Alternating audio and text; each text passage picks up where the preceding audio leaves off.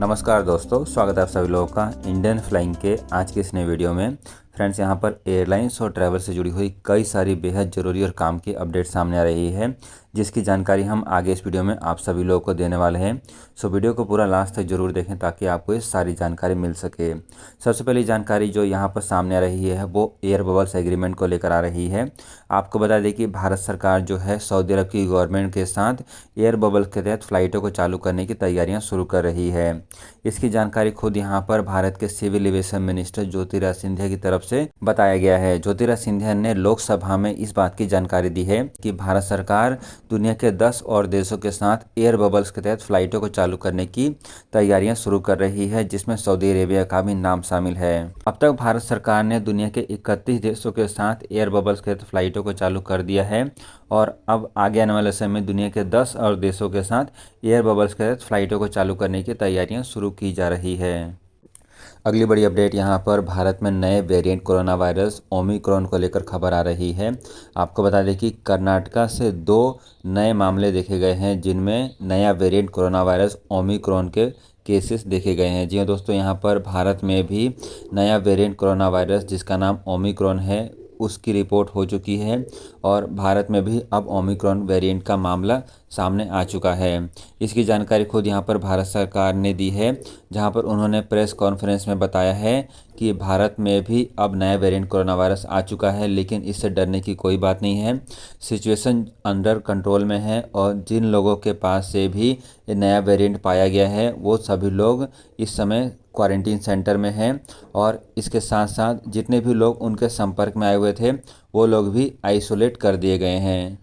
एक और बड़ी अपडेट यहाँ पर बेंगलुरु एयरपोर्ट से सामने आ रही है। आपको बता दें कि 1 दिसंबर के बाद भारत के सभी एयरपोर्ट्स पर जो लोग भी इंटरनेशनल फ़्लाइटों से ट्रैवल करके आ रहे हैं उनको कंपलसरी अपना कोरोना वायरस का टेस्ट कराना पड़ेगा, जिसके बाद यहाँ पर बेंगलुरु एयरपोर्ट पर लंबी लंबी लाइनें देखने को मिली। बहुत सारे पैसेंजर्स यहाँ पर घंटों इंतजार करते हुए पाए गए हैं। यानी कि जो लोग भी अब इंटरनेशनल फ़्लाइटों से ट्रैवल करके आएंगे, चाहे वो बेंगलुरु एयरपोर्ट पर, मुंबई या फिर दिल्ली एयरपोर्ट पर, इन सभी एयरपोर्ट्स पर जब तक आपका कोरोना वायरस का टेस्ट नहीं हो जाता तब तक आप अपनी अगली फ़्लाइट में नहीं जा सकते हैं। इसके साथ साथ ना ही आप अपने घर जा सकते हैं। आपको बता दें कि इस नए नियम के चलते इस समय अंतर्राष्ट्रीय पैसेंजर्स को काफ़ी समस्या का सामना करना पड़ रहा है। इन सभी चीज़ों को लेकर कई सारे लोग ट्विटर पर आकर भी लिख रहे हैं कि ये मुमकिन है कि एयरपोर्ट पर ही कोरोना वायरस से हम इन्फेक्ट हो सकते हैं, क्योंकि बहुत सारे लोग यहाँ पर लंबी लंबी लाइनों में लगे हुए हैं और यहाँ पर किसी भी तरीके का कोई भी प्रोटोकॉल फॉलो नहीं किया जा रहा है। तो यहाँ पर इंटरनेशनल पैसेंजर जो हैं एयरपोर्ट पर ही इन्फेक्ट हो सकते हैं। इसको लेकर कई सारे लोग ट्विटर पर भी लिख रहे हैं। इसके अलावा अगली अपडेट यहाँ पर मुंबई से जान लेते हैं। आपको बता दें कि मुंबई में भी 10 कोरोना वायरस के पॉजिटिव केसेस पाए गए हैं। ये सभी के सभी लोग ऐसे लोग हैं जो कि कंट्री एट रिस्क वाले देशों से ट्रैवल करके आए हुए हैं। अभी इनके सैंपल जो हैं वो टेस्टिंग के लिए भेजे गए हैं और उसके बाद ये पता लग पाएगा कि क्या इनको भी ओमिक्रॉन वेरिएंट कोरोना वायरस हुआ है या फिर नहीं। फ़िलहाल के लिए इन सभी लोगों को क्वारंटीन सेंटर में रखा गया है। सो फ्रेंड्स, उम्मीद है कि आगे आने वाले समय में और भी ओमिक्रॉन वेरिएंट के मामले भारत में देखे जा सकते हैं।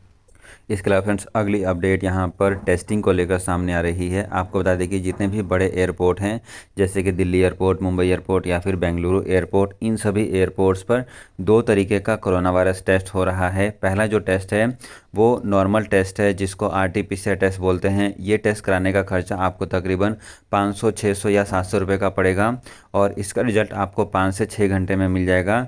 यदि आप एयरपोर्ट से जल्दी निकलना चाहते हैं या फिर आपकी कोई कनेक्टिंग फ़्लाइट है जिसके लिए आप ज़्यादा वेट नहीं कर सकते हैं तो यहाँ पर रैपिड टेस्ट भी करवा कर आप ट्रैवल कर सकते हैं। आपको बता दें कि रैपिड टेस्ट कराने का खर्चा तकरीबन 4000 रुपये का पड़ेगा आपको और इसका रिजल्ट आपको केवल 1 से 1.5 घंटे में मिल जाएगा। इस समय इस तरीके का टेस्ट वो सभी लोग करवा रहे हैं जो कि एयरपोर्ट से जल्दी जल्दी निकलना चाहते हैं या फिर जिनकी कनेक्टिंग फ़्लाइट है। आपको बता दें कि जब तक आपका कोरोना वायरस का रिजल्ट नहीं आ जाता तब तक आप एयरपोर्ट से बाहर नहीं निकल सकते हैं।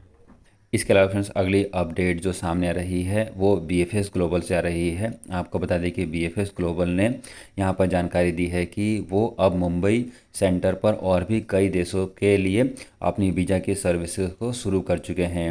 यहाँ पर जो खबर सामने आ रही है उसके अनुसार जो पहले से देश थे जिन देशों के लिए वीज़ा की सर्विस चालू की गई थी वो आपको स्क्रीन के ऊपर दिख रहा होगा।